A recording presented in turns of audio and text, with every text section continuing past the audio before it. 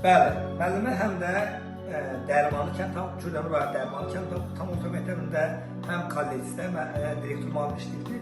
O cümlədən də müəllimənin bədii yaradıcılığı da var. Dərmanlı məktəb məzunları, seçilmiş məzunlarına aid.